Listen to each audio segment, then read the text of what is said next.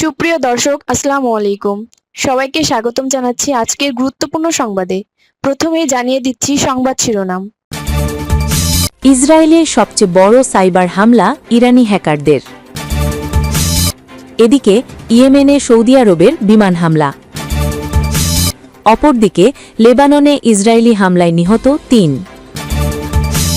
আরও থাকছে ট্রাম্পের নির্দেশে নাইজেরিয়ায় বিমান হামলা যুক্তরাষ্ট্রের। এবং সবশেষে থাকছে বড়দিনে পুতিনের মৃত্যু কামনা জেলেনস্কির। শুনছিলেন সংবাদ শিরোনাম, এখন বিস্তারিত। তার আগে ছোট্ট একটি আবেদন, যদি আপনি ন্যায় ও মানবতার পক্ষে থাকেন, লাইক দিন। গাজার শিশুদের ভালোবাসা দেখাতে চাইলে কমেন্টসে লিখে জানান গাজায় শান্তি চাই। আর সাবস্ক্রাইব করুন আমাদের চ্যানেলটি, কারণ আমরা বলি সেই কথা যা অনেক মিডিয়া আড়াল করে। এখন চলুন বিস্তারিত দেখা যাক। ইসরায়েলের সবচেয়ে বড় সাইবার হামলা ইরানি হ্যাকারদের। ইরানি হ্যাকাররা ইসরায়েলি শাসন ব্যবস্থার বিরুদ্ধে এখন পর্যন্ত সবচেয়ে বড় ও প্রভাবশালী সাইবার হামলা চালিয়েছে, এমন দাবি করেছে একটি হিব্রু ভাষার প্রযুক্তি বিষয়ক গণমাধ্যম। বুধবার প্রকাশিত একটি প্রতিবেদনে হিব্রু ভাষার পিসি ম্যাগাজিন জানায়, ইরান ও ইসরায়েলের মধ্যে সাইবার যুদ্ধ নতুন কোনো বিষয় নয়। অন্তত গত ৩ বছর ধরে এই সংঘাত চলমান রয়েছে। প্রতিবেদনে বলা হয়, এই সাইবার যুদ্ধের মধ্যে রয়েছে নাশকতামূলক হামলা, গোয়েন্দা কার্যক্রম এবং জনমত প্রভাবিত করার উদ্দেশ্যে পরিচালিত বিভিন্ন অপারেশন। এদিকে চলতি বছরের জুন মাসে শুরু হওয়া ১২ দিনের যুদ্ধের পর ইসরায়েলের বিরুদ্ধে ইরানি সাইবার হামলা উল্লেখযোগ্যভাবে বেড়ে যায়। প্রতিবেদনে বলা হয়, শত্রু হ্যাকাররা দ্রুত তাদের কৌশল পরিবর্তন ও অভিযোজন করে সাইবার জগতে কার্যকর হামলা চালাতে সক্ষম হয়েছে। পিসি ম্যাগাজিনের প্রতিবেদনে দাবি করা হয়, ২০২৫ সালের শেষ নাগাদ এটি স্বীকৃত হবে যে চলতি বছরে ইসরায়েলের বিরুদ্ধে সাইবার আঘাত হানার ক্ষেত্রে ইরানি শীর্ষে অবস্থান করছে।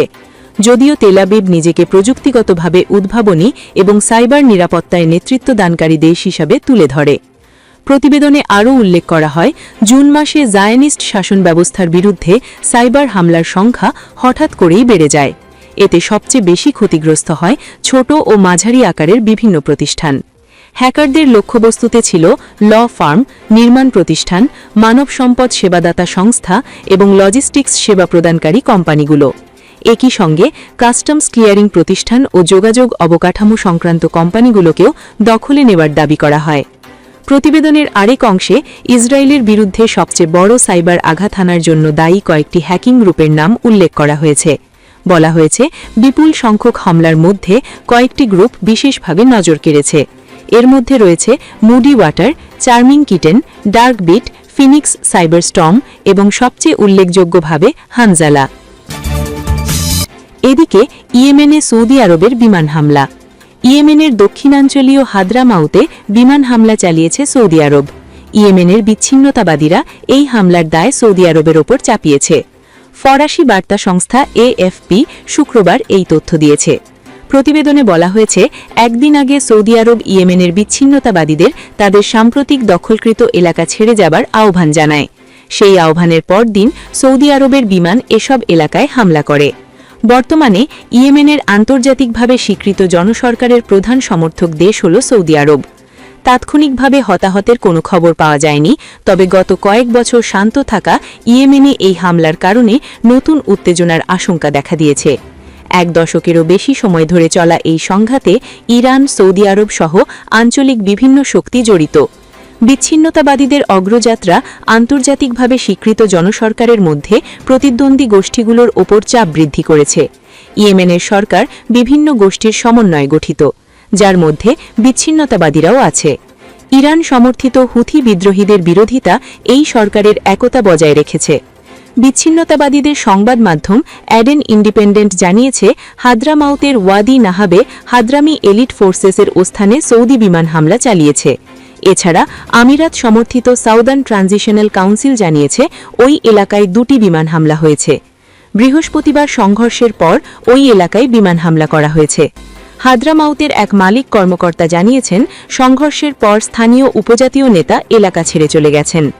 এই বছরের শুরুতে বিচ্ছিন্নতাবাদীরা হাদ্রামাউত ও মাহরা প্রদেশ দখল করে। এরপর সৌদি আরব ও আমিরাত এই এলাকায় শান্তি ও নিরাপত্তা জোরদার করার চেষ্টা করছে। জাতিসংঘ মহাসচিব অ্যান্তোনিও গুতেরেস সতর্ক করেছেন, এসটিসির অগ্রযাত্রা আঞ্চলিক উত্তেজনা ও বিভাজনের ঝুঁকি বাড়াচ্ছে। পুরো যুদ্ধ পুনরায় শুরু হলে তা আঞ্চলিক শান্তি ও নিরাপত্তার ওপর গুরুতর প্রভাব ফেলতে পারে। 2014 সালে হুথিরা রাজধানী সানা থেকে সরকার উৎখাতের পর থেকে ইয়েমেন বিভক্ত অবস্থায় রয়েছে। 2015 সাল থেকে হুথি বিদ্রোহীরা সৌদি নেতৃত্বাধীন সরকারের সঙ্গে যুদ্ধে লিপ্ত।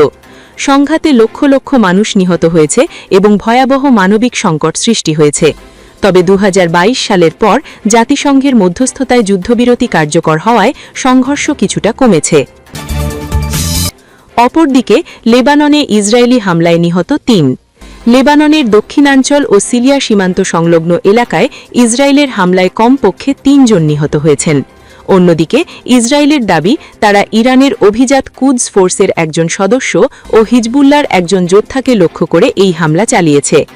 এক প্রতিবেদনে পাকিস্তানি সংবাদমাধ্যম দ্য ডন বলছে, 2024 সালে ইসরায়েল ও হিজবুল্লাহর মধ্যে যুদ্ধবিরতি চুক্তি হয়। তবে যুদ্ধবিরতি লঙ্ঘন করে লেবাননে হামলা অব্যাহত রেখেছে দখলদার বাহিনী। সেই সঙ্গে যেগুলোকে তারা কৌশলগত এলাকা মনে করে, এমন 5টি স্থানে এখনও সেনা মোতায়েনও রেখেছে। বৃহস্পতিবার 25 ডিসেম্বর লেবাননের স্বাস্থ্য মন্ত্রণালয় জানায়, আজ ইসরায়েলের একটি হামলায় হারমিল জেলার হাউস আল সায়েদ আলী শহরের একটি গাড়ি আঘাতপ্রাপ্ত হয়েছে। এতে 2 জন নিহত হন। উল্লেখ্য, এলাকাটি উত্তর পূর্ব লেবাননের সিরিয়া সীমান্ত কাছে অবস্থিত। পরে তারা জানায়, দেশের দক্ষিণাঞ্চলের মাজদাল সালম এলাকায় আরেকটি ইসরায়েলি হামলায় 1 জন নিহত হন। এদিকে ইসরায়েলি সেনাবাহিনী দাবি করেছে, তারা লেবাননে হামলা করে হুসেন মাহমুদ মারশাদ আল জাওহারিকে হত্যা করেছে। জাওহারি ইরানের কুদস ফোর্সের অপারেশনাল ইউনিটের একজন গুরুত্বপূর্ণ যোদ্ধা। দখলদার বাহিনীর দাবি, তিনি জাওহারি ইরান থেকে লেবানন ও সিরিয়া থেকে ইরানের নির্দেশে ইসরায়েল ও এর সুরক্ষা বাহিনীর বিরুদ্ধে সন্ত্রাস কর্মকাণ্ডে জড়িত ছিলেন। ইসরায়েলি সেনাবাহিনী আরও জানায়, তারা মাজদাল সালম এলাকার কাছাকাছি হিজবুল্লাহর একজন সদস্যকেও হত্যা করেছে। আরও থাকছে, ট্রাম্পের নির্দেশে নাইজেরিয়ায় বিমান হামলা যুক্তরাষ্ট্রের। নাইজেরিয়ার উত্তর পশ্চিমাঞ্চলে আইএস যোদ্ধাদের বিরুদ্ধে যুক্তরাষ্ট্র বিমান হামলা চালিয়েছে বলে জানিয়েছেন দেশটির প্রেসিডেন্ট ডোনাল্ড ট্রাম্প। বৃহস্পতিবার রাতে নিজের সামাজিক যোগাযোগ মাধ্যম ট্রুথ সোশ্যালে দেওয়া একটি পোস্টে তিনি বিষয়টি নিশ্চিত করেছেন। ট্রাম্প বলেছেন, আজ রাতে কমান্ডার ইন চিফ হিসাবে আমার নির্দেশে যুক্তরাষ্ট্র নাইজেরিয়ার উত্তর পশ্চিমাঞ্চলে আইএস তন্ত্রবাদীদের বিরুদ্ধে একটি শক্তিশালী ও মারণ হামলা শুরু করেছে। তিনি বলেন, আইএস যোদ্ধারা নিরীহ খ্রিস্টানদের লক্ষ্যবস্তু করে এবং নৃশংসভাবে হত্যা করছে, যা বহু বছর ধরে, এমনকি শতাব্দী ধরেও দেখা যায়নি। তিনি আরও বলেছেন, আমি আগেও এই তন্ত্রবাদীদের সতর্ক করেছিলাম যে এই তন্ত্রবাদীরা যদি খ্রিস্টানদের হত্যা করা বন্ধ না করে তাহলে তাদের কঠিন মূল্য দিতে হবে এবং আজ রাতেই তা দিতে হবে।